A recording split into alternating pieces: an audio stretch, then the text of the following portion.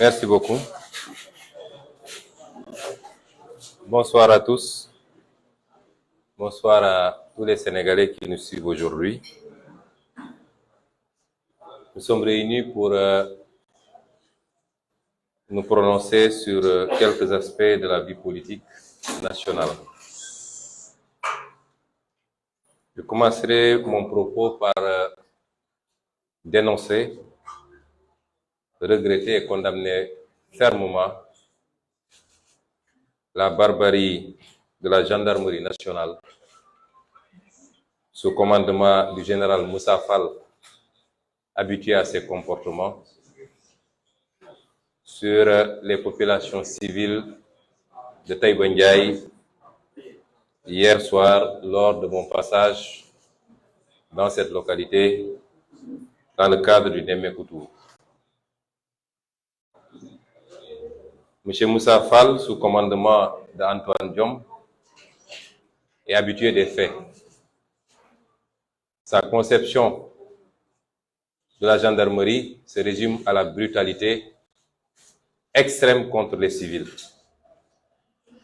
Tout prétexte est bon pour se livrer à des exactions. Ce qu'il fait n'a rien à voir avec le maintien de l'ordre. Et ces agissements sont des agissements criminels. Hier, beaucoup de jeunes de Taïba Ndiaye se sont retrouvés à l'hôpital avec des blessures très graves. Des jeunes désarmés qui, contrairement d'ailleurs aux manifestations qui peuvent exister à Dakar, non seulement n'ont pas manifesté, mais se limitaient à accueillir un leader politique, mais nous étions dans des contrées qui ne sont pas habituées au contact avec les forces de l'ordre. Ce qui fait que, malgré la supériorité numérique, ces jeunes ne sont pas battus contre ces gendarmes. Mais quand vous entendez un commandant donner des instructions, des ordres, en disant même s'ils se retirent, tirez sur eux, on n'est plus dans le maintien de l'ordre. C'est des agissements criminels et c'est ça la gendarmerie sous les ordres du général Moussa Fall. Je souhaite prompt rétablissement à tous ces jeunes, tout en réitérant au président Macky Sall, à son ministre de l'Intérieur, à son général et à son chef de la police, qu'aucune intimidation ne pourra passer. Il s'y essaie depuis très longtemps, mais s'il n'a pas encore compris que nous ne sommes pas des gens intimidables, c'est qu'il est loin d'être au niveau d'intelligence que nous pensions. Au-delà, ces agissements vont appeler à des réactions des populations. Ça, c'est inévitable. J'y reviendrai certainement. Nous vous avons conviés pour parler principalement de deux séries de problèmes. Le premier est lié aux farces judiciaires en cours, avec un enchaînement inédit que jamais on a vu au Sénégal et peut-être nulle part dans un pays qui se réclame démocratique. Et la seconde série est liée à ce débat, s'il en est, sur le dialogue national. Pour le premier volet, évidemment, mon propos se transformera en un diagnostic, en un audit. Quelqu'un a parlé d'audit hier, mais beaucoup plus à une mise à nu d'un comportement inadmissible de ce qu'il est convenu d'appeler la justice sénégalaise ou un petit pan de la justice sénégalaise. Parce que, comme j'ai l'habitude de le dire, l'affaire ne sort pas d'une dizaine de magistrats. Le procureur, Abdou Karim Diop, le procureur général, M. Ibrahim Bahoum, de manière générale le parquet, des juges d'instruction, notamment du premier et du deuxième cabinet, parce que la stratégie de Macky Sall, c'est de créer des dossiers, d'instruire le parquet. Ce que je veux que les Sénégalais comprennent, c'est que le parquet, c'est Macky Sall. Dans certains pays, d'ailleurs, il semblerait que le parquet ne soit plus rattaché, ne soit plus un ordre juridictionnel, puisque le parquet, c'est des fonctionnaires rattachés au ministre de la Justice qui lui-même obéit au droit à l'œil au président de la République. Donc le parquet n'a aucune forme d'indépendance. Tous les gens qui ont été arrêtés aujourd'hui, placés sous mandat de dépôt, je veux que les Sénégalais comprennent que c'est Macky Sall qui les a immédiatement, personnellement arrêtés et placés sous mandat de dépôt. Qu'ils soient journalistes, acteurs politiques, société civile, en tout cas toutes les voix discordantes qui sont aujourd'hui entre les mains de la justice, il faut comprendre que c'est directement l'œuvre de Macky Sall. La stratégie, c'est quoi? C'est d'arrêter en masse, et puisqu'ils n'ont pas confiance à 100% que les juges vont suivre, de retarder au plus tard possible la présentation des prévenus devant un juge. Et c'est pourquoi soit on les met sous mandat de dépôt et on laisse pourrir pendant des mois, soit on les met sous contrôle judiciaire, ou alors, comme El Malick Ndiaye ici présent, on leur met un bracelet électronique. Et cela pour pouvoir gagner le plus de temps possible en prenant des innocents, en laissant des innocents à Rebeuss qui viennent de passer leur Korité là-bas, là où Macky Sall, son fils Amadou Sall, qui passe tout son temps maintenant à battre propagande et à essayer, semble-t-il, de recruter des nervis, et sa femme Marème Faye Sall, toute leur famille ont passé tranquillement la Korité chez eux.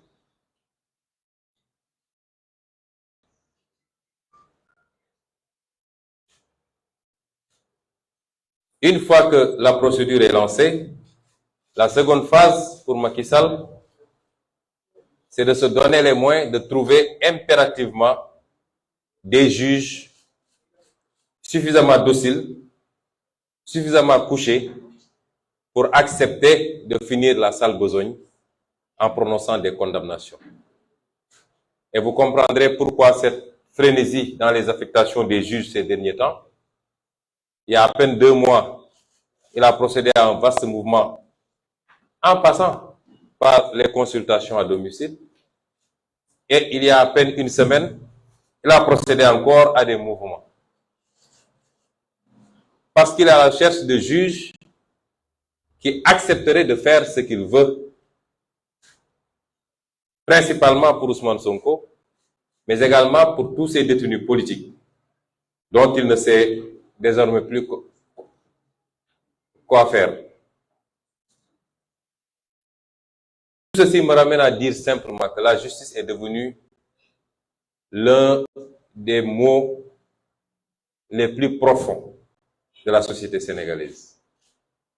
Pas l'ensemble de la justice. J'ai toujours rendu hommage à cette écrasante majorité de magistrats qui disent non, qui refusent, qui se battent. Lors de ces dernières affectations, des magistrats ont été affectés. On m'a rapporté que des magistrats ont été rapportés, et de sources sûres, puisque ça vient de magistrats, simplement parce qu'ils ont refusé de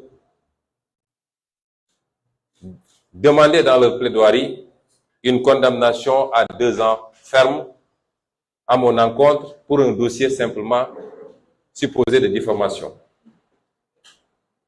Des magistrats, des juges d'instruction viennent d'être affectés, et ce qu'on leur reproche, c'est d'avoir accordé la liberté provisoire à des militants de PASTEF de Keur Massar. Des magistrats ont été affectés à Tamba, à Kédougou, à Tamba, à Matam, ou qu'importe, simplement parce qu'en tant qu'assesseur, ils n'avaient pas accepté de jouer le jeu. Je peux vous dire que le renvoi de la dernière fois, le renvoi du 8, serait lié au fait que le président du tribunal, le président de la cour d'appel, n'a pas encore trouvé des magistrats qui accepteraient, des juges qui accepteraient de suivre les instructions pour prononcer une peine d'inéligibilité. Mon propos donc ne s'adresse pas à tous les magistrats. Je vous ai dit qu'aujourd'hui, c'est quelques postes au niveau des parquets, au niveau des cabinets d'instruction, au niveau de la Cour suprême et du Conseil constitutionnel qui risquent de mettre ce pays à feu et à sang. Mon rapport avec la justice jusqu'à présent est un rapport fait de persécution, de violation de mes droits et de déni. Depuis 4 ans, je suis persécuté par la justice sénégalaise. Comme jamais un homme politique n'a été persécuté. Et je vais être très factuel. Je veux que les Sénégalais et les Sénégalaises, et je veux également que nos partenaires internationaux comprennent bien ce que je suis en train de dire. Tout ce que je dirai sera adossé à des faits précis, à des dates, sur les violations de mes droits par la justice sénégalaise, mais également sur un certain nombre de dénis de justice me concernant.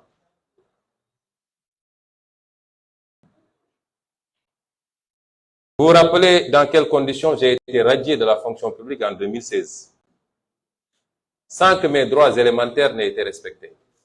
L'on m'a refusé même le droit de me faire assister par des conseils tels que prévus par la loi, pour être auditionné par une commission.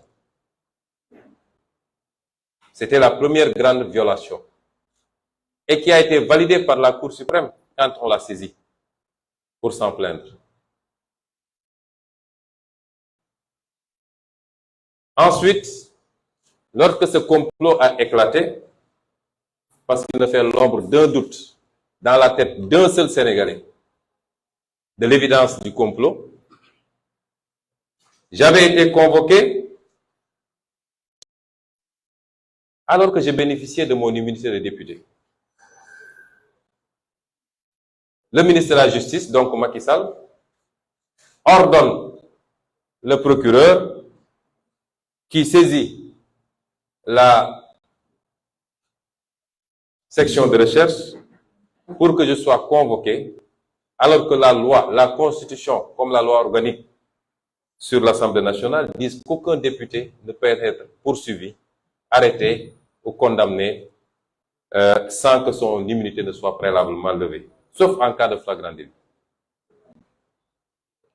Si j'avais répondu à cette convocation, elle aurait été transformée et la procédure m'aurait immédiatement placé en garde à vue, en ignorant royalement mon immunité parlementaire. Ensuite, le procureur Serigne Bassirou Gueye a établi un réquisitoire qui visait X. Mais à notre grande surprise, le juge d'instruction demande la levée de mon immunité parlementaire en m'identifiant nommément, alors que le réquisitoire visait X. Une seconde grande violation de mes droits. Il est important que je rappelle tout ça parce que les Sénégalais peuvent oublier. Ensuite, il y a la levée illégale de mon immunité par l'Assemblée nationale avec une commission qui n'était pas complète, puisque l'opposition avait décidé de ne pas siéger et la loi a dit qu'on ne peut pas faire une commission pour lever l'immunité si elle n'est pas représentée d'une certaine manière avec une répartition opposition-pouvoir. Ce fut un autre forcing pour lever mon immunité parlementaire. Après la levée de mon immunité parlementaire, j'avais été convoqué, si vous vous rappelez bien, le 3 mars.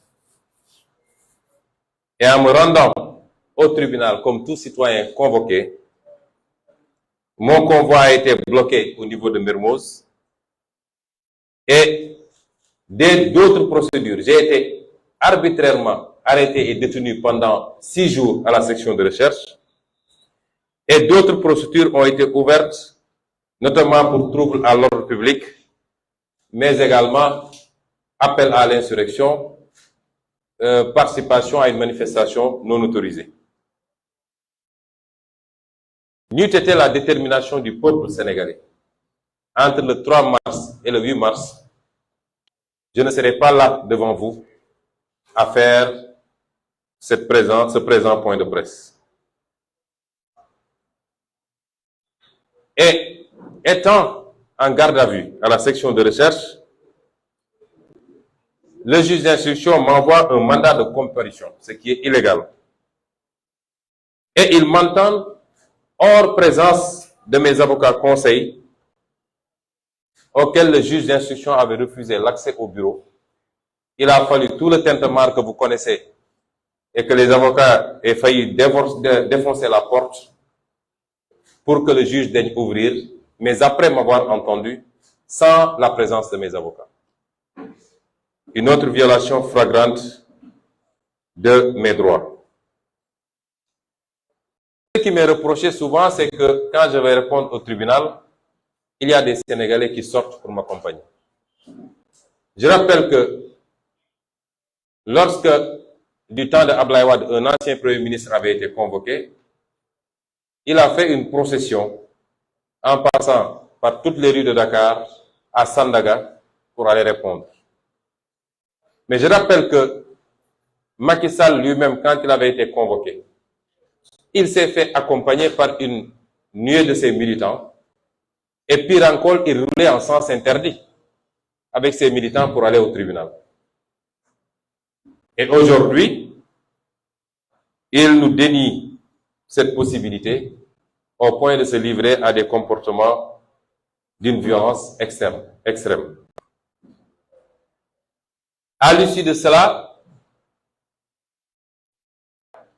monsieur le juge d'instruction de l'époque, sous la pression de la rue, parce que sa première option était un mandat de dépôt immédiat.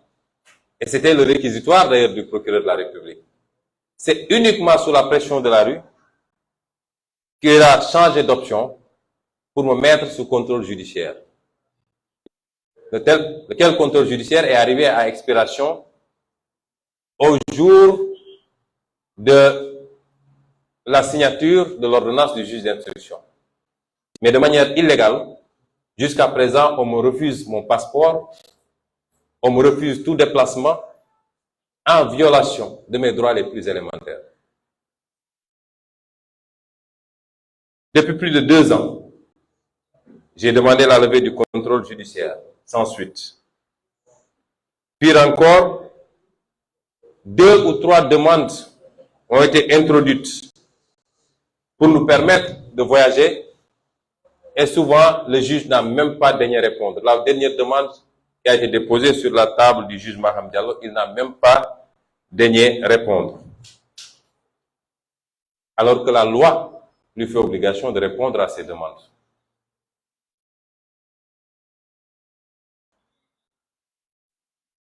Ensuite, toujours dans la violation, l'instruction catastrophique du dossier par le juge Maham Diallo, qui a été choisi sur des bases que tout le monde connaît pour venir être en mission commandée au service de Macky Sall.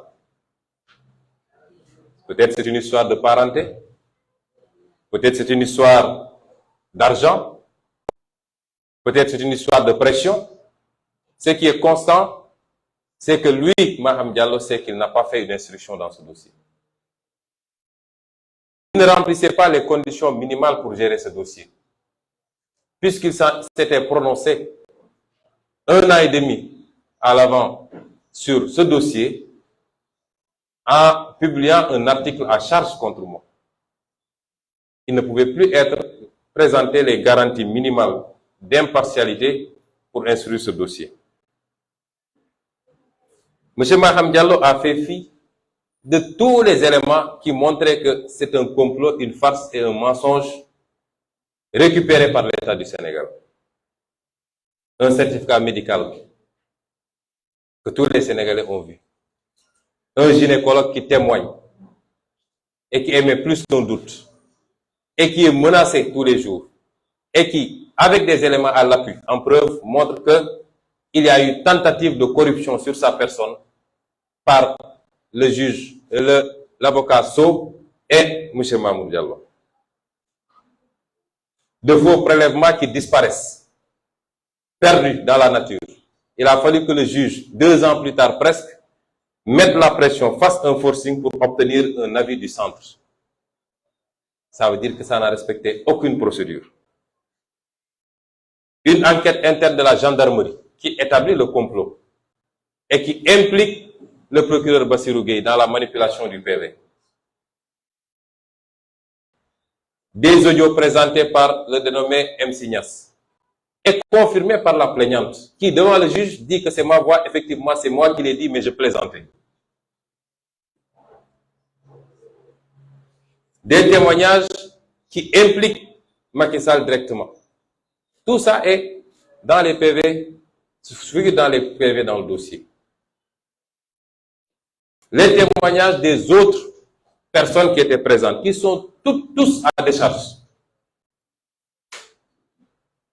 M. Mahmoud Diallo, qui, devant le juge, lui dit qu'il n'a absolument rien à dire et qu'il attend qu'il y ait des procédures contre lui. Autant d'éléments. Et malgré tout, M. Maham Diallo a trouvé le moyen de renvoyer ce dossier.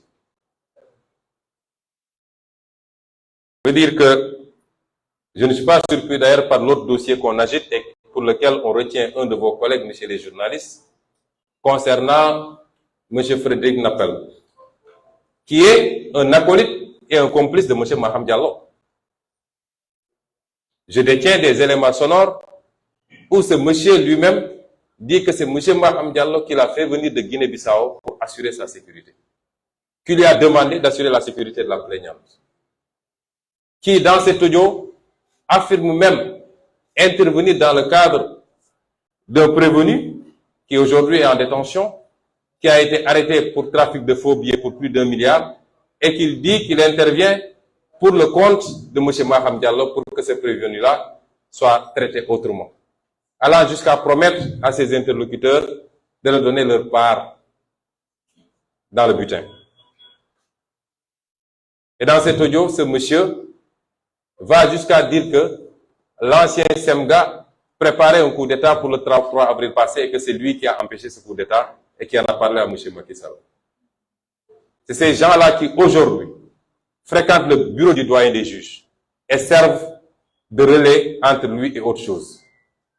Et dans cet audio, ce monsieur dit que c'est le ministre de la Justice et le ministre de l'Intérieur qui lui ont demandé de porter plainte contre M. Frédéric Napel, contre M. Babacar Touré de Kewoulo et M. Ousmane Sonko. Que Babacar Touré sera jugé au mois de juin, il sera condamné à 25 millions et 6 mois, et que Sonko sera jugé au mois d'août, il sera condamné à 500 millions et 1 an ferme. Que c'est ces engagements qui lui ont été donnés par le ministre de la Justice et le ministre de l'Intérieur. Voilà la mafia d'État que nous avons aujourd'hui.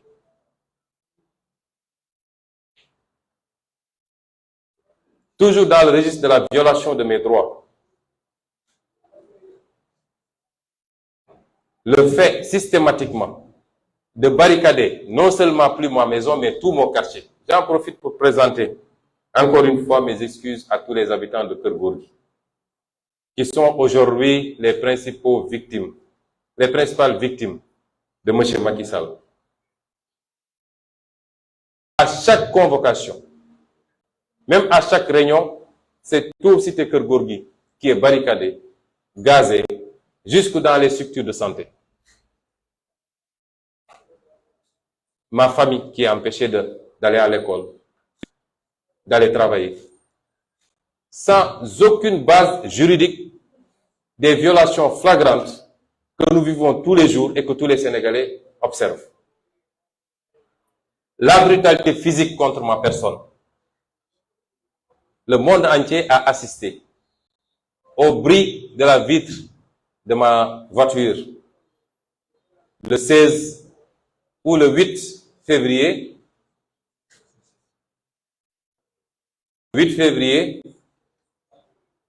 si je ne m'abuse, c'est le 8 février, le 16 février, au bris de la vitre de ma voiture, avec une violence inouïe, parce que ces tessons de bouteille auraient pu me causer des blessures, soit à l'œil, soit à la gorge, que des agents de l'État puissent se comporter comme des brigands pour casser la vitre d'un honnête citoyen qui ne présentait aucun danger pour eux et l'extraire de force de sa voiture pour le mettre dans un fourgon et le contraindre à aller chez lui, c'est inédit.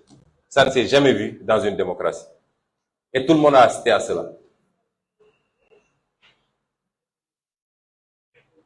Et si ça se limitait à ça, mais il n'y a aucune occasion où au moins 4 ou 5 ou 6 des véhicules qui m'accompagnent ne soient saccagés par ces forces de l'ordre, qui se comportent comme des bandits, qui viennent trouver un véhicule garé pour casser les vitres sans aucune explication. Toujours dans ce registre, le traitement fait à mes avocats. Parce qu'aujourd'hui, personne n'est épargné. Tous ceux qui sont proches de Sonko sont des hommes à abattre pour Macky Sall. Parce qu'il y a 2 ou 3 ou 4 de mes avocats qui sont aujourd'hui persécutés par le barreau.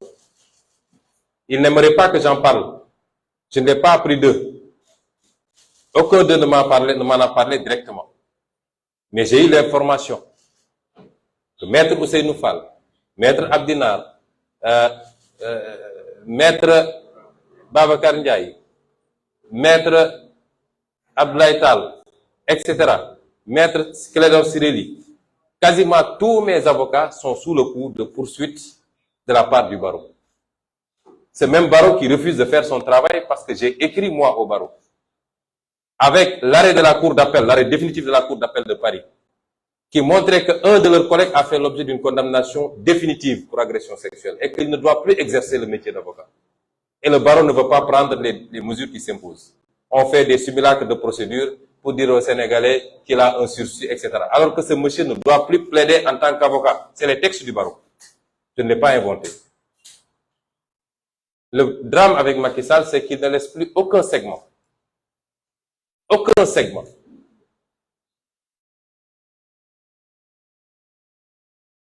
Vous avez vu le traitement qui a été réservé à un avocat étranger, Maître Juan Branco. Un traitement d'une agressivité que personne ne peut comprendre. Cueilli mani militari à l'aéroport, après un voyage de plusieurs heures, avec des gaillards armés jusqu'aux dents, pour être rapatriés directement chez lui. Quel risque et quel danger présentait ce frêle monsieur, j'allais dire, même pour le Sénégal? Absolument rien. Même notre avocat, Maître Guy Hervé Arkam du Burkina, s'est fait convoquer par le bâtonnier pour être copieusement sermonné. Parce que simplement, dans des procédures assez tendues, où chaque avocat défend son client, il a une posture ferme. Et tout ceci participe de la tentative d'intimidation des avocats pour qu'ils n'aient plus le courage de me défendre. Me permettrait de saluer, de remercier, de féliciter tous ces avocats. Très peu de Sénégalais savent que tous ces avocats me défendent sans me réclamer un centime. Ils sont plus d'une trentaine. Aucun d'eux ne me réclame rémunération. Ils le font pour le principe. Ils le font pour la vérité. Ils le font pour respecter leur sacerdoce. Vous avez vu le traitement qui a été fait, même à mes soignants. Même à mes soignants, médecins, infirmiers. Personne n'est épargné. Un traitement d'intimidation, de menace.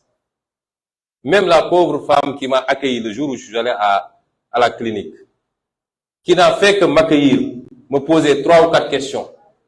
Mon nom, mon prénom, mon âge, mes antécédents, si j'ai des antécédents en telle et telle chose. Qui ne s'est limité qu'à faire ça, aujourd'hui elle est sous bracelet électronique. Une dame qui n'est même pas sénégalaise. Je ne sais pas quel message on envoie à nos compatriotes africains. Du jamais vu. Mon autre médecin a fini à l'hôpital parce qu'il est de santé très fragile. Monsieur Boulos. Il a fini à l'hôpital pour des problèmes cardiaques. Tellement il était... On le convoque, on le menace, on lui met la pression. Docteur Ngom, mon ophtalmologue, qui a eu la bravoure de refuser catégoriquement le bracelet électronique. Convoqué et persécuté. C'est quoi maintenant l'exercice de la médecine au Sénégal? Docteur Niang, je le dis ici, que je n'ai jamais vu physiquement, à qui je n'ai parlé qu'une seule fois de ma vie, dont le seul tort, c'est que je me sois retrouvé dans sa clinique, parce que cette clinique-là est la plus proche de chez moi, à la cité Gorgorgui.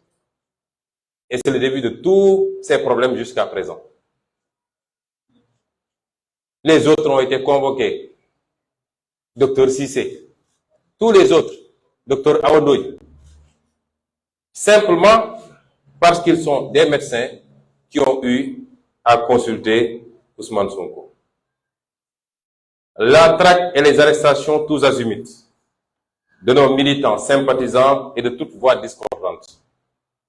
Aujourd'hui, nous avons 355 détenus de PASTEF dans les geôles de Macky Sall pour des motifs plus erronés les uns les autres.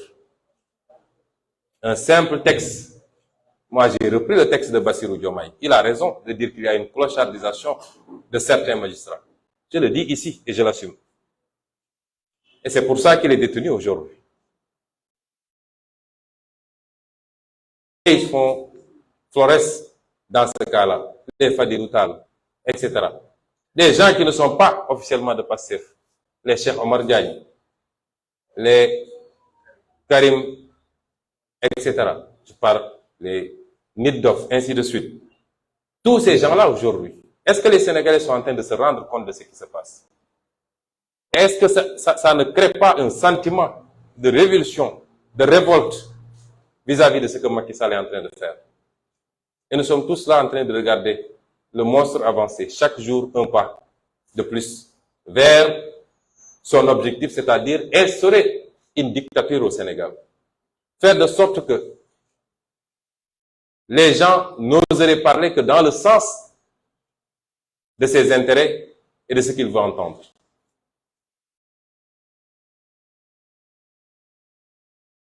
Toujours dans la violation de mes droits, la semaine passée, la Cour suprême a sorti un arrêt qui rejetait le pourvoi que nous avons fait. Et cet arrêt marque un revirement jurisprudentiel. Car pour la première fois dans l'histoire de la Cour suprême, le juge de cassation rend une ordonnance d'irrecevabilité en allant au fond des choses. Vous savez que la Cour suprême n'apprécie pas du fond. Pour la première fois, un juge de la Cour suprême apprécie le fond des choses, et alors que cela est de la compétence de la Chambre composée de plusieurs magistrats, mais ce n'est pas de la compétence d'un seul juge. Et le texte dit que si le pourvoi est manifestement irrecevable, le président de la Chambre prononce l'irrecevabilité par voie d'ordonnance. Or ici, le juge va contourner le problème en vidant le fond de l'affaire pour revenir parler après d'irrecevabilité. Les juristes savent de quoi je parle.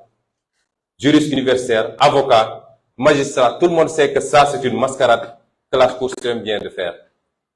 Et c'est constant. ces comportements de la Cour suprême. Toujours dans le cadre de la violation de mes droits, la rapidité avec laquelle les affaires sont enrôlées. On n'a jamais vu la Cour d'appel enrôler un dossier alors que le délai d'appel n'est même pas arrivé à terme. La loi dit que moi j'ai droit à 1 mois pour déposer mon appel. Et vous ne pouvez pas enrôler le dossier avant la fin de ce mois-là. Et le juge Bahoum trouve le moyen, lui, d'enrôler un jugement rendu le 30, il enrôle le 17. Ça, c'est unique dans les annales judiciaires du Sénégal. C'est du jamais vu. Et le renvoi également, pas le renvoi, mais l'enrôlement de cette farce de viol supposé. Alors qu'aujourd'hui, il y a des dizaines, des centaines de dossiers qui attendent en chambre criminelle depuis 3 ans, 4 ans, personne n'y a touché. Et tout de suite et maintenant, on nous dit qu'on va enrôler un dossier concernant Ousmane Sonko. Toujours dans la violation de mes droits, la tentative d'assassinat contre ma personne. Je l'ai dit ici, ils se sont fondus en toutes sortes de commentaires et je peux vous dire que tout le harcèlement qui a été exercé sur mes médecins était lié à cette affaire-là. Je l'ai confirmé à plusieurs reprises et je le confirme aujourd'hui encore. Nous avons envoyé les éléments hors du pays. Nous l'avons envoyé particulièrement dans 2 pays, dont la France. Puisque nos laboratoires ici, non seulement ne peuvent pas le faire, mais le problème, il est plus compliqué, c'est que même les laboratoires ont été convoqués à la sûreté urbaine. Bio 24, etc. Ils ont tous été convoqués pour leur dire, est-ce que vous avez reçu des échantillons pour analyse? Vous comprendrez bien que si on avait envoyé ces échantillons ici, on n'aurait jamais eu d'analyse. Et ce que ces analyses ont révélé, puisque nous l'avons envoyé à un laboratoire d'expertise toxicologique qui s'appelle Expertox. Vous pouvez entrer sur Google, vous verrez que c'est un laboratoire sérieux. Et ce laboratoire a conclu à la présence d'un produit qui s'appelle dihydroxy 1. Il y a 2.2 dihydroxy 1 plus phényléthanone. Vous savez, les noms scientifiques là, c'est compliqué. Phényléthanone. C'est ce qui a été retrouvé dans les habits que je portais ce jour-là. Et si vous regardez maintenant, nous avons consulté un biologiste pour avoir plus d'éléments. Ce qui est dit ici, de par les résultats envoyés, nous constatons la présence du dihydroxy. Il dit, c'est un produit qui présente une toxicité. Une toxicité. 2 points. Intoxication aiguë en cas d'ingestion orale, 100%. Provoque une irritation cutanée liée à l'activité corrosive, 100%. Provoque une sévère irritation oculaire, voire grave, 100%. Peut irriter les voies respiratoires. On note une familiarité par rapport à l'acétophénone. Donc, il est possible, de par le contexte que vous avez expliqué, que le produit initial soit un dérivé, notamment le chloroacétophénone, communément appelé gaz CN, qui est un gaz anti-émeute, qui de plus en plus est remplacé par le gaz CS ou les dérivés du capsicum à cause des effets toxiques qui peuvent être néfastes. à forte concentration dans un espace confiné, il a été décrit des cas de létalité en rapport avec une intoxication aiguë, notamment le décès survient dans les suites immédiates de l'exposition avec des lésions d'œdème aigu du poumon, voire d'hémorragie pulmonaire. Voilà le produit qui nous a été aspergé ce jour. Et je vois d'ici ce qu'ils vont dire. Oui, il n'a qu'à prouver que ce produit-là a été aspergé. Nous avons les vidéos, heureusement. Nous avons la vidéo. Au moment où nous aspergeons ce produit, ils avaient réussi à éloigner tout le monde. Il n'y avait que les éléments de la Bible et du GIGN autour de la voiture. Et vous avez vu qu'on dit que c'est un gaz qui est utilisé comme anti-émeute. Qui peut utiliser un gaz anti-émeute ici? Qui dispose de ces produits toxiques ici? Vous croyez que ça court les rues et que le citoyen lambda peut l'avoir? Quand ça se faisait, il n'y avait que les éléments de la police et de la gendarmerie nationale autour de la voiture. Personne d'autre. Et la vidéo, elle est là. Nous l'avons bien sécurisée. Puisqu'il y avait Ndeye Fatou Mbodj à l'arrière de la voiture et qui filmait. Ça s'est fait devant des témoins. Guy Marius Sagna était là. Zach Diop était là. Ndeye Fatou était là. Beaucoup de témoins étaient là et ont vu. La deuxième chose, ce produit, ils vont dire que nous n'avons pas respecté la procédure parce qu'il y a une procédure avec des scellés, des ceci, des cela. C'est maintenant qu'on va commencer cela. Parce que l'ensemble des éléments sont encore dans le laboratoire, bien gardés. Lorsque nous allons démarrer nos procédures, le juge qui s'appropriera du dossier pourra aller écrire au laboratoire pour se présenter au laboratoire. Il trouvera tous les éléments. Il peut faire les contre-expertises qu'il veut. Et ça confirmera la même chose. Et c'est pourquoi je dis qu'il y a eu une tentative d'analyse, d'assassinat. Que je considère, j'ai pas dit meurtre. Parce que la différence juridiquement entre l'assassinat et le meurtre, c'est la préparation, la préméditation même. Je considère que c'était prémédité ce qui s'est passé. Parce que nous asperger de ce produit dans un endroit clos, comme le dit le document, c'est-à-dire dans une voiture fermée. L'objectif qui était recherché, c'était de nous assassiner. Et ceux qui l'avaient fait avaient tous porté, eux, des masques. Nous n'en avions pas. C'est pourquoi nous allons traiter ce dossier comme ça se doit. Les avocats, aujourd'hui, les actes à poser, et nous les poserons. Ceci a entraîné des conséquences en matière de santé. Tous ceux qui me connaissent et qui m'observent s'inquiètent de ma santé. Effectivement, je suis d'une santé très fragile depuis quelque temps. L'IRM qui a été réalisé également a révélé des choses qui peuvent prêter à inquiétude au niveau cervical. Au niveau du cerveau.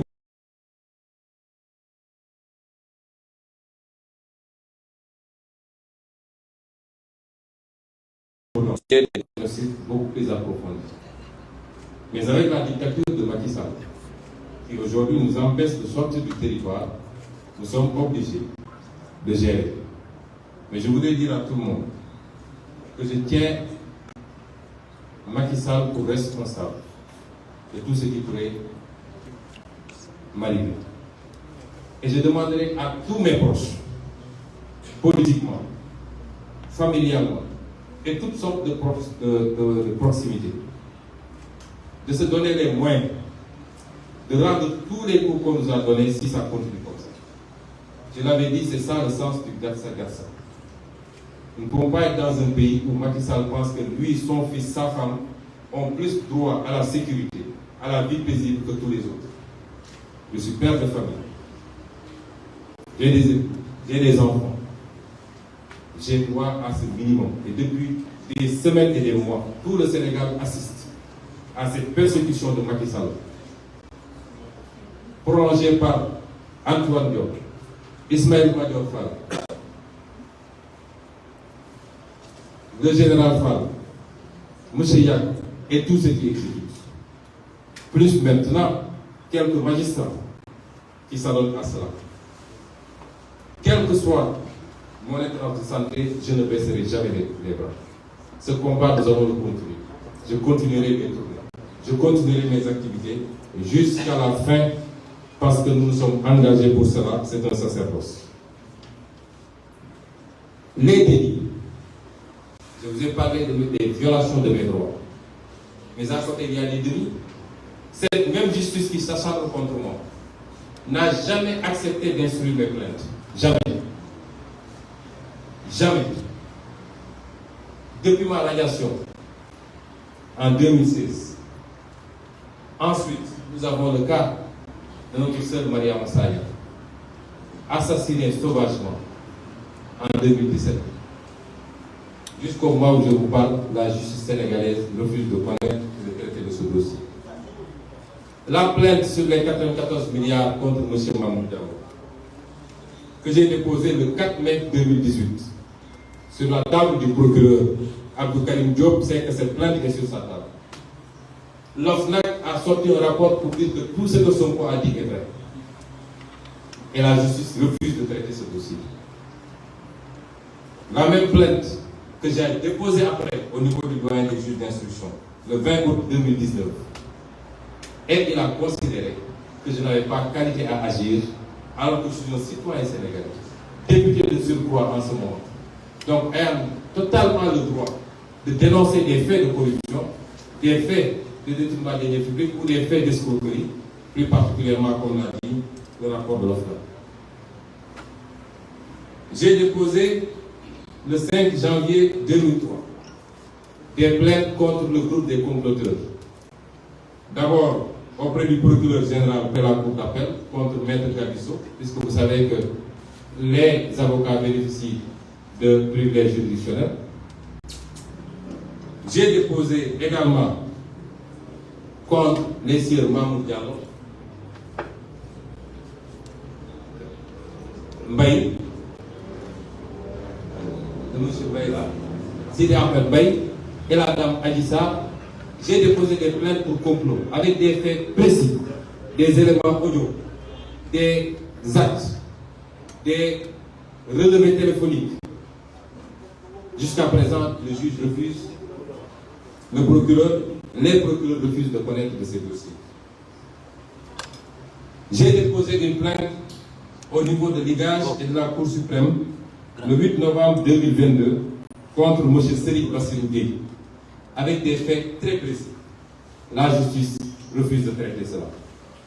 J'ai déposé le 13 janvier 2023 une plainte toujours au niveau du parquet général contre M. El Hadj Diouf. Avant de passer à ça, je rappelle que si le procureur général, M. Ousmane Diagne, a été relevé, c'est parce qu'il avait décidé de donner suite à ma plainte contre Serigne Bassirou Gueye. Immédiatement, Macky Sall a relevé de ses fonctions. Contre M. El Hadj Diouf également, le 13 janvier 2023. Contre M. Abdou Karim Diop et Ibrahima Bako. Plainte déposée le 12 avril 2023 auprès du parquet général de la Cour suprême. Pour avoir violé mes droits, là le dossier pendant le délai d'appel. La justice ne donne pas suite. La justice refuse de connaître du dossier des 14 martyrs assassinés lors des manifestations de 2021. La justice refuse de connaître des dossiers des 2 personnes qui ont été assassinées en juin 2022, notamment Idrissa Goudiaby et Diatta, à Ziguinchor et Bignona. La justice refuse de connaître de tous nos recours devant la Cour suprême pour la violation de nos libertés. Comment voulez-vous que nous continuions à accorder le moindre crédit à cette justice, à lui reconnaître une légitimité? C'est pourquoi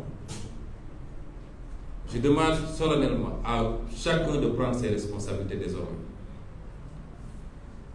Que ces juges et ces procureurs qui agissent sur commande, qui ont cessé d'être magistrats depuis longtemps, qui ont trahi leur serment et qui, pour des raisons strictement matérielles ou matérialistes, ont décidé de servir un homme et non pas le droit, nous ferons face. Nous n'accepterons plus qu'on nous fasse mal. La justice nous a fait trop de mal. Trop de mal.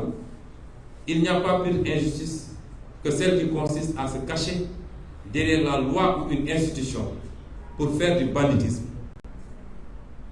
Ce à quoi nous sommes en train d'assister, c'est du banditisme de personnes. Et ces personnes-là doivent savoir que nous n'accepterons pas de subir. Chacun prendra ses responsabilités. C'est vous dire également que nous avons décidé d'engager une campagne de désobéissance civique vis-à-vis de cette justice. Parce que quand une justice est injuste, nous n'avons plus l'obligation de la respecter a fortiori, d'accepter de jouer son jeu. Le contenu, vous le saurez. Mais à partir de maintenant, nous avons décidé d'opter pour une attitude de désobéissance civique contre cette justice injuste. C'était le premier point de mon allocution. Le second est lié au dialogue. On nous parle de dialogue, de dialogue, de dialogue. Mais celui qui parle de dialogue lui-même a dit qu'on n'a pas besoin de dialogue. Parce que dans son allocution, il dit qu'il n'y a aucun problème au Sénégal. Qu'il n'y a pas de prisonniers politiques. Que les institutions marchent bien. Que tous les Sénégalais sont heureux. Pourquoi dialoguer? Pourquoi dialoguer? Quand cela le tienne, on lui accorde cela. Mais la première question que je pose, que sont devenues les conclusions des précédents dialogues? Nous ne sommes pas des amnésiques. Il y a le dialogue de 2016 qui s'était conclu le 28 mai 2016. Et Macky Sall avait décrété cette date, journée nationale du dialogue. Le dialogue de 2016. Et ces concertations devaient porter sur des questions d'intérêt national qui impliquaient le pouvoir, les acteurs politiques et la société civile. J'interpelle tout le monde, y compris la société civile, ceux qui s'empressent de dire l'opposition doit accepter la main tendue. C'est ceux-là qui nous avaient dit ça en 2016. C'est ceux-là qui nous avaient dit ça en 2019. Et jamais ils n'ont pu garantir le respect des conclusions. Ce dialogue national qui était survenu 2 mois seulement après une vive polémique. Vous vous rappelez bien, cette polémique était consécutive à la tenue du référendum. Le référendum constitutionnel du 20 mars 2016. Et l'un des principaux points de cette consultation populaire, si vous vous rappelez, visait à réduire immédiatement le mandat présidentiel de 7 ans à 5 ans. Et 62% des Sénégalais avaient voté oui pour la réduction du mandat présidentiel de 7 ans à 5 ans. Macky Sall se retourne pour donner le dossier au Conseil constitutionnel. Et revenu dire, le Conseil constitutionnel a dit non, je ne dois pas diminuer mon mandat. 62% des Sénégalais vous disent, nous sommes d'accord, il faut diminuer. Vous revenez voir le Conseil constitutionnel, qui est une calamité en passant. Vous allez voir le Conseil constitutionnel qui vous dit non, non, non. Les Sénégalais, leur voix n'est pas importante. Moi, Conseil constitutionnel, cette personne, je vous dis que vous ne devez pas réduire votre mandat. D'ailleurs, il n'y avait même pas d'objet à saisir le Conseil constitutionnel dès lors qu'on a consulté le peuple.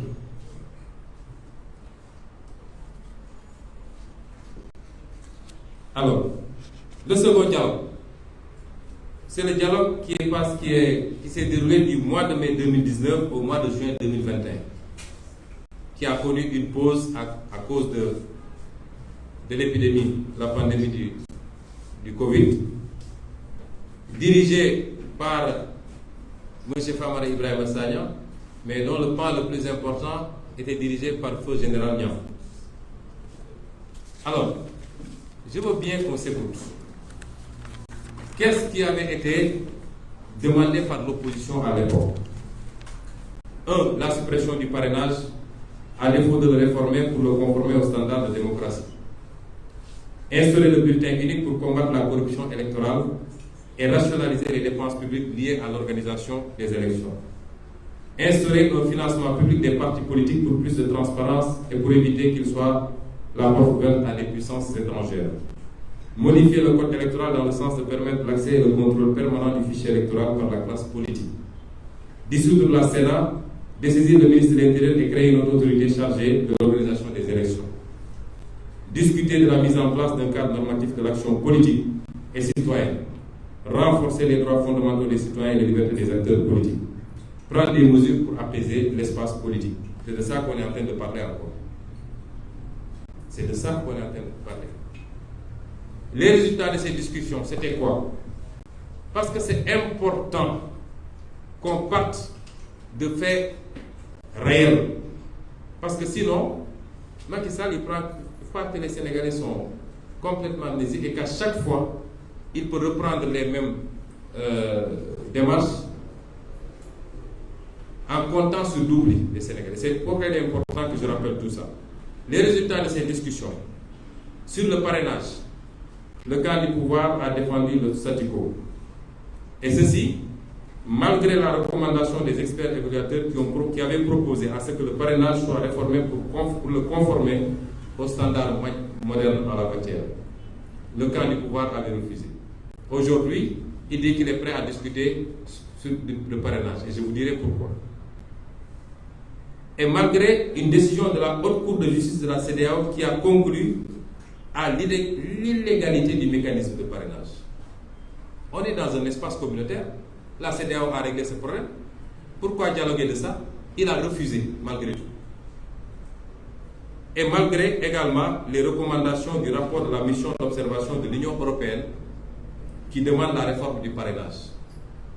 Nous avons vu un courant politique dire oui, sous l'égide de l'Union européenne, des États. L'Union européenne a fait un rapport. Et dans ce rapport, il a donné toutes ses observations. Toutes ces observations. Pour dire ce qui ne marche pas.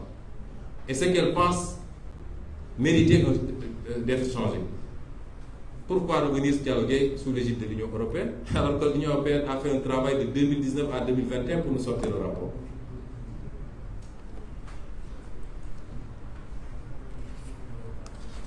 Et deuxième point, sur le bulletin unique. C'était les résultats, je suis en train de vous les lire. Le camp du pouvoir a refusé toute concession. Et pourtant, un compromis avait été obtenu, à savoir son expérimentation lors des élections territoriales de janvier 2022. Le pouvoir a refusé. Sur le financement des partis politiques, un consensus avait été obtenu et un rapport avait été produit précisant les critères qui permettent d'accéder à ce financement. Mais le gouvernement refuse toujours de modifier la loi sur les partis politiques pour appliquer cette réforme. Ça, c'était des acquis signés par toutes les parties. Le gouvernement refuse de les appliquer. Et aujourd'hui, il nous dit revenez, on discute. Sur l'accès et le contrôle du fichier électoral, un consensus avait été trouvé. Le président de la République devait simplement prendre un décret qui organise ce contrôle, mais à ce jour, aucune mesure n'est prise dans ce sens. À ce jour, un accord avait été trouvé. Vous savez, le fichier, c'est une question de programmation. Si Macky Sall continue à être le seul à détenir le fichier, il a une longueur d'avance sur nous tous. Le débat a été posé et un accord avait été trouvé. Il suffisait qu'il devait lui prendre un décret pour le matérialiser. Jusqu'à présent, il refuse de prendre ce décret-là. Or, la transparence et la crédibilité de l'élection présidentielle va se jouer sur ce registre-là. Donc, il n'a pas besoin de dialoguer sur ça. Un dialogue a déjà réglé. Il n'a qu'à prendre le décret. C'est tout. Sur la création d'une autorité indépendante en charge de l'organisation des élections. Les représentants du pouvoir ont opposé un niet catégorique aux membres de la commission du dialogue en ce moment. Et ça, c'est une vieille revendication de l'opposition qui date de 2017, qui faisait suite à un constat d'une crise de leadership de la Sénat et l'absence de neutralité du ministre de l'Intérieur. Sur la pénalisation de l'opposition, on appelle ça pénalisation de l'opposition. Le camp du pouvoir n'a même pas voulu en débattre. alors que l'objectif ici était de modifier certaines dispositions du Code de procédure pénale qui rendent automatique le mandat de dépôt en cas d'inculpation pour offense au chef de l'État, par exemple, entre autres. Voyez tout ce qu'on arrête là. Il suffit de citer l'intervalle article 80, je ne sais pas jusqu'à quel article, et le juge d'instruction dit que je suis lié. Il n'est pas lié, c'est faux. Aucun juge d'instruction n'est lié. Mais c'est ça qu'ils utilisent pour prendre les gens et les mettre en prison. Sur des bases farfelues. Ça a déjà fait l'objet de dialogue. Et Macky Sall a dit niet. Sur la pacification de l'espace politique, le camp du pouvoir avait opposé un niet catégorique, prétextant que les acteurs n'étaient pas au-dessus de la loi, et ceci, nonobstant la rédaction, sur proposition du général Niang, d'une recommandation spéciale envoyée au chef de l'État pour amender les articles 29 et 30. Et malgré la recommandation des experts auditeurs, celle des experts évaluateurs, allant dans le sens de modifier les articles incriminés pour les conformer aux dispositions du Pacte international sur les droits civiques et politiques des Nations Unies. Donc, ces débats-là avaient été posés. Aujourd'hui, la semaine dernière, ou même dans cette semaine-ci, je crois le jeudi, M. Birame Souleye Diop est là, président du groupe parlementaire. Une proposition de loi avait été déposée sur la table de l'Assemblée nationale depuis longtemps pour la modification des articles L 29 et L 30, qui aurait réglé tous les problèmes d'éligibilité. La majorité mécanique de la coalition Benno Bokk Yakaar au sein du bureau de l'Assemblée nationale, c'est-à-dire 9 sur 7, a rejeté. Ils ne l'ont pas présenté. D'accord. Donc je dis, la meilleure manière de régler ces questions-là, on nous parle de loi d'amnistie. Parce que cette loi est sur la table de l'Assemblée nationale, si elle n'a pas été vidée. La meilleure manière de régler cette question-là, c'est de faire voter ces dispositions qui ne créent pas d'immunité pour qui que ce soit. Je disais l'autre jour que Donald Trump, dans tous les cas, sera candidat, sauf s'il est battu aux primaires républicaines. Sauf s'il est battu aux primaires républicaines. Pourtant, il y a combien de procédures contre lui actuellement? Il y a qu'ici qu'on dit, si Birame Souleye dit que on est au mois de Ramadan, j'ai surpris Ousmane Sonko dans un restaurant, Ousmane Sonko porte plainte, on dit Birame Souleye ne peut plus être candidat à une élection présidentielle. C'est quoi ça? Et Macky Sall, avec Ismaïla Madior Fall, vient inscrire ça dans notre code 2017. Et nous l'acceptons. C'est-à-dire aujourd'hui, même pour avoir tamponné un chat sans le faire attention, vous ne serez pas candidat à l'élection présidentielle. Pendant ce temps, les gens qui ont volé des milliards ici sont en train de traîner comme ils veulent et peuvent être candidats à une élection présidentielle. Toujours sous ce registre.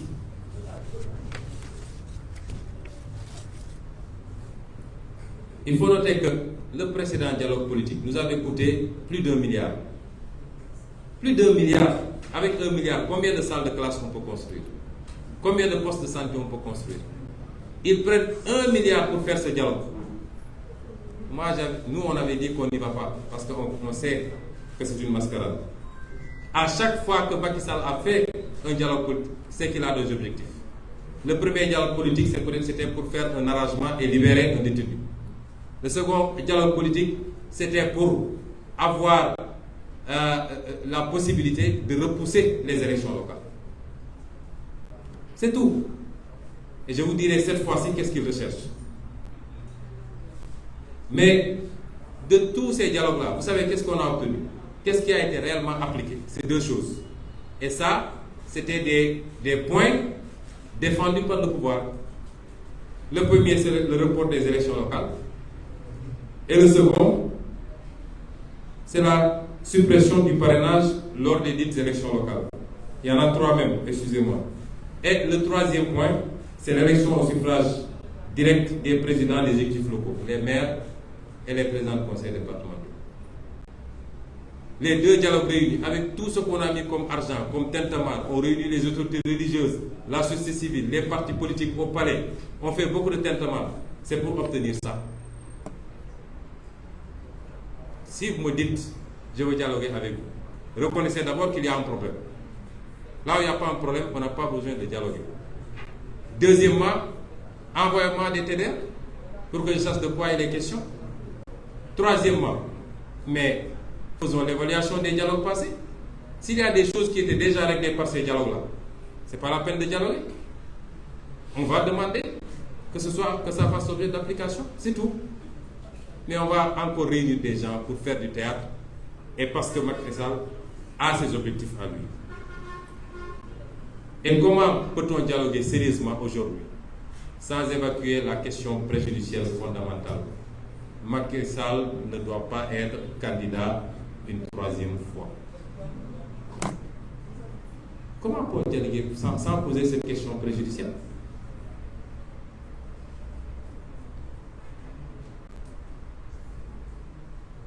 Le problème, c'est que Macky Sall a ses objectifs.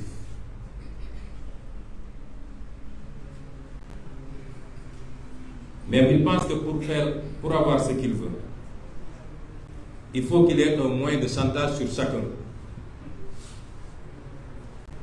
Il faut qu'il ait un moyen de chantage et de pression sur chacun. À certains, parce que certains hommes politiques, leur principale préoccupation, c'est le parrainage. Tel qu'il est, le parrainage, ce n'est pas une mince affaire. Nous le reconnaissons tous. Et je tiens à dire ici que notre position a été toujours contre le parrainage. En 2019, je fais partie des 5 candidats qui avaient obtenu leur parrainage. Mais quand l'opposition s'est réunie, j'ai écrit pour leur dire: je propose que nous, les 4 candidats de l'opposition, nous boycottions l'élection pour nous solidariser avec ceux qui ont été injustement écartés avec un parrainage. Et Macky Sall sera seul à l'élection, il sera obligé de revenir en arrière. Des gens ont sorti ce message du groupe pour le donner à un journaliste du pouvoir qui a dit Sonko a peur d'aller aux élections. Nous n'avons pas de problème de parrainage, je le dis ici, par la grâce de Dieu. Lors des dernières élections, il y a une liste qui avait été rejetée, il leur manquait 6 000 parrainages. C'est nous qui leur avons donné 6 000 parrains pour qu'ils puissent y aller. C'est nous qui leur avons donné 6 000 parrains. Parce qu'une partie de nos députés était sur leur liste. Si on ne l'avait pas fait, aujourd'hui, nos députés de Mbacké, ou de Pékin, ou d'Italie, ou je ne sais où, ne seraient pas députés à l'Assemblée nationale. Nous, on n'a pas de problème de parrainage. Mais malgré tout, je suis contre le parrainage. Parce que c'est une méthode injuste pour écarter des candidats. On est 300 et quelques partis politiques. Si on demande 80 000 signatures à chaque parti politique, mais le fichier ne fait pas ça, on ne pourra pas le faire. Oui, il faut trouver des moyens, une méthode pour réguler également, parce qu'on ne peut pas se retrouver avec 300 candidats. Mais pas des méthodes aussi injustes. Mais Macky Sall se dit, dans l'opposition, il y en a qui sont obnubilés par le parrainage. Donc, je vais leur faire miroiter le parrainage. Venez au dialogue, je vous donne le parrainage. Je fais des réaménagements sur le parrainage. C'est son calcul à lui. À d'autres, il promet une amnistie. Il paraît que les gens y travaillent d'arrache-pied d'ailleurs. Il y a des gens qui crient partout, mais nous savons qu'ils sont en train de finaliser et de travailler sur l'amnistie.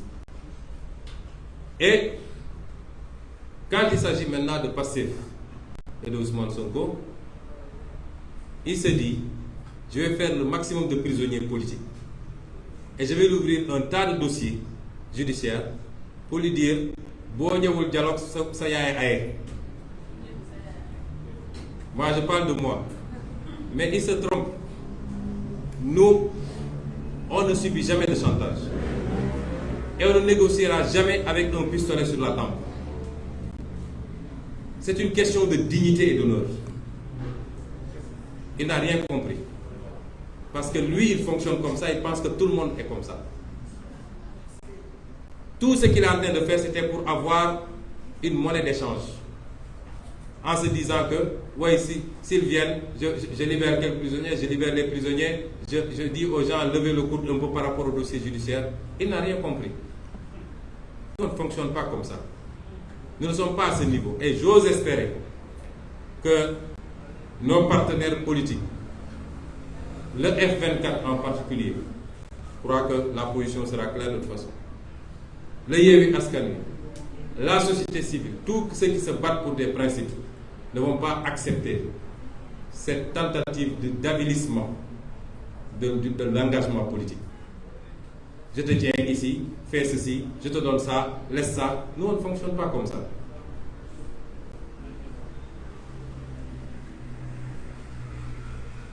Et donc, l'appel au dialogue actuellement,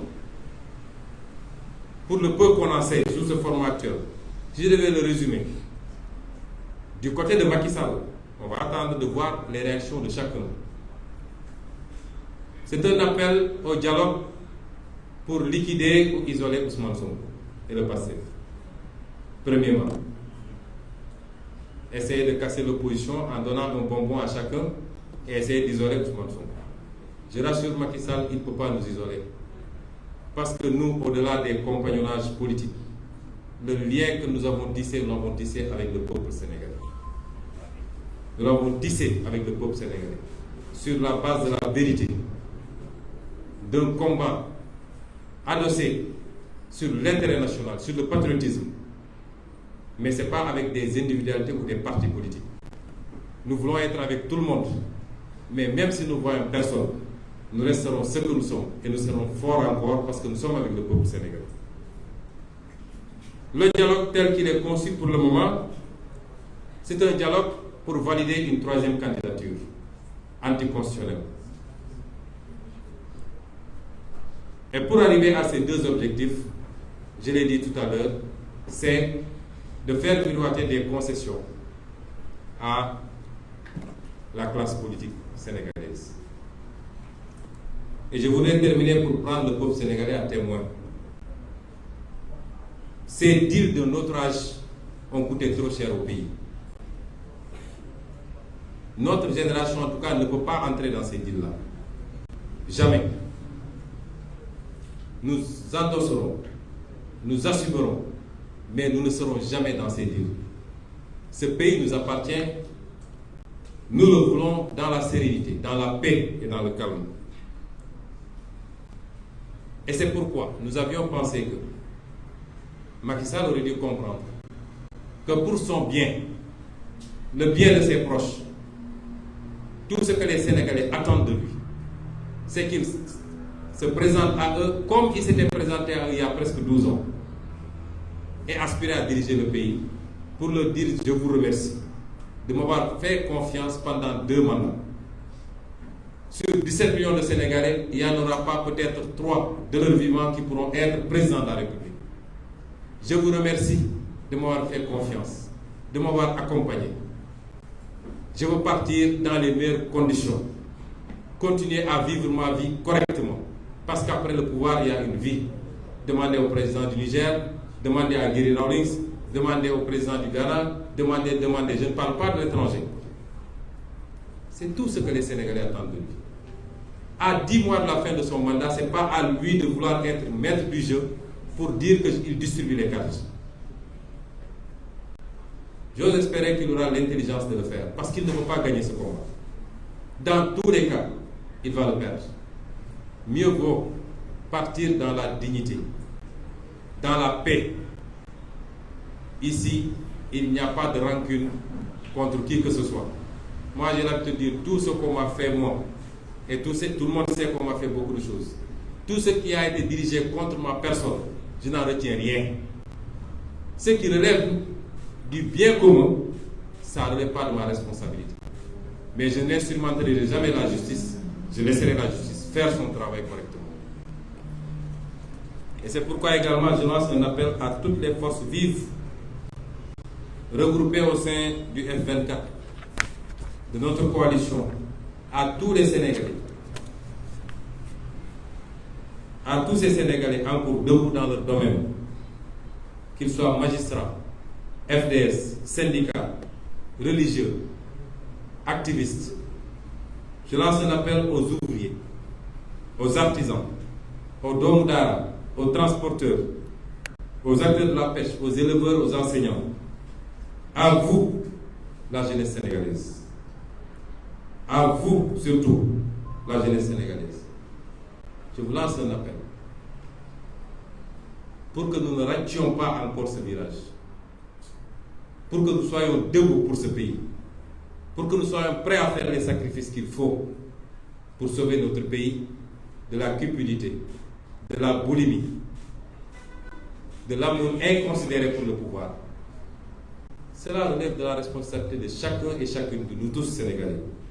Et je crois pouvoir compter sur chacun et chacune d'entre vous pour réussir ce pari. Je vous remercie.